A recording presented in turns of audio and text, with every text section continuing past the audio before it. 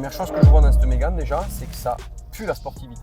On a un volant Alcantara, on a des intérieurs de porte imitation carbone, on a une vraie boîte méca, un frein à main, comme on ne voit plus aujourd'hui. Donc clairement, c'est des voitures qui sentent la compétition. Un rappel RS un peu partout. Surtout ces sièges Recaro.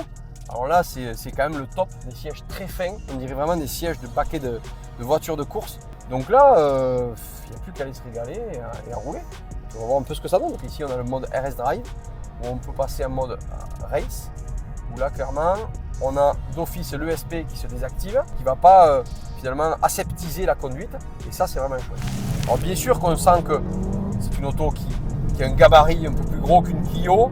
C'est sûr qu'en termes de châssis, c'est bien plus gros, mais ça garde et ça conserve une ADN, comme je le dis souvent, assez sportif. On entend bien l'échappement qui pète au lever de pied, et ceux qui affectionnent beaucoup le son, comme les voitures de course ou les voitures de rallye, mais là c'est clair que ces gens-là seront servis avec la Mégane 4RS. Quand on arrive ici pour voir un petit peu la tenue de route de l'auto, alors c'est clair que ça freine bien, la boîte est précise, c'est assez chouette, l'autobloquant fait bien le job.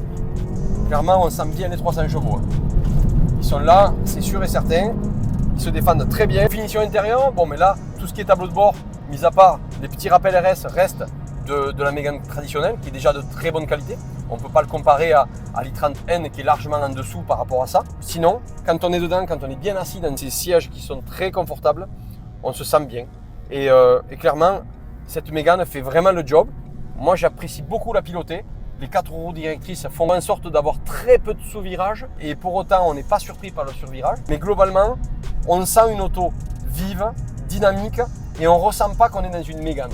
On ne peut que féliciter l'ensemble des ingénieurs de Renault Sport d'avoir réussi leur challenge. C'est une auto qui est de 2019, comme je le disais, et qui, moi je la conseille dans cette configuration-là pour collectionner, pour les puristes de Mégane RS et de véhicules Renault Sport. Je crois vraiment que c'est le modèle qu'il vous faut. Qui plus est, avec les sièges Recaro et avec cette finition-là. À présent, on aimerait savoir ce que vous pensez de ce produit-là. Est-ce que c'est vraiment les puristes qui sont chauvins au Renault Sport ou est-ce que clairement, c'est une auto que vous avez envie et que vous aimeriez piloter, conduire et acquérir? N'hésitez pas à nous le dire en commentaire.